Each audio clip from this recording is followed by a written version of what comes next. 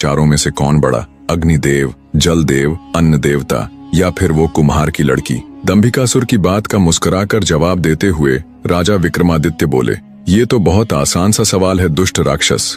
भले ही वे तीनों देवता हो, भले ही उनको पूजा जाता हो, भले ही उनका कद बहुत ऊंचा हो, पर यहाँ तो कुम्हार की लड़की उनसे भी बड़ी हो गई, जिसने न केवल अपने पति की जिंदगी बचाने के लिए थाना, बल्कि स्वयं की आधी जिंदगी देकर उसे मृत्यु से बचाकर अपनी थानी हुई बात को पूरा भी करके दिखाया। इसलिए वो देवताओं से भी बड़ी हो गई।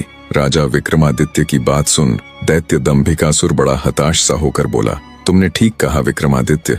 हर सवाल का जवाब दैत्य दंभिकासुर को एक साधारण इंसान बना रहा था। दंभिकासुर को चुप देख राजा विक्रमादित्य बोले, पूछो दुष्ट राक्षस अपना अगला सवाल। अब तुम्हारे पास जीने के लिए ज्यादा वक्त नहीं है। राजा विक्रमादित्य की बात सुन दैत्य दंभिकासुर बोला, विक्रमादित्य, माना कि तुम बुद्धि में तेज हो, पर अब भी मेरे 2 सवाल बचे हैं। याद है ना, एक भी गलत जवाब और तुम्हारा खेल खत्म। मेरी अगली गुत्थी सुनो विक्रमादित्य।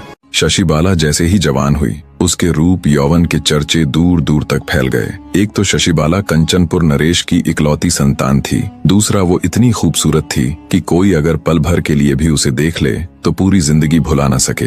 अत्यधिक सुंदर और इकलौती संतान होने के कारण आस पड़ोस तथा दूर दराज के राज्यों से राजकुमारों के रिश्ते उसके लिए आने लगे। राजकुमारी के लिए इतने रिश्तों को देख एक ओर तो कंचनपुर नरेश अत्यंत प्रसन्न थे, पर दूसरी ओर स्तब्ध भी थे कि राजकुमारी के लिए किस रिश्ते को स्वीकारे और किसको ठुकराए। आखिर उन्होंने राजकुमारी शशिबाला से ही हर रिश्ते पर विचार विमर्श करना शुरू कर दिया, मगर राजकुमारी ने उनमें से किसी भी रिश्ते को स्वीकार नहीं किया। धीरे धीरे समय गुजरने लगा। कंचनपुर नरेश को चिंता सताने लगी कि एक से बढ़कर एक राजकुमार का रिश्ता आ रहा है, पर राजकुमारी तो हर रिश्ते को ठुकरा देती है। आखिर इसके मन में क्या है? आखिर यह चाहती क्या है? एक दिन नरेश ने अपनी बेटी से पूछ ही लिया, बेटी, तू हर रिश्ते को ठुकरा रही है, इसका क्या कारण है? क्या तुझे उनमें से कोई भी राजकुमार पसंद नहीं? राजकुमारी शशिबाला बोली, नहीं पिताजी, इनमें कोई भी राजकुमार मेरे योग्य नहीं है। कंचनपुर नरेश थोड़ा चिंतित होता हुआ बोला, मगर बेटी, तुम्हारी नजर में योग्यता का मानदंड क्या है?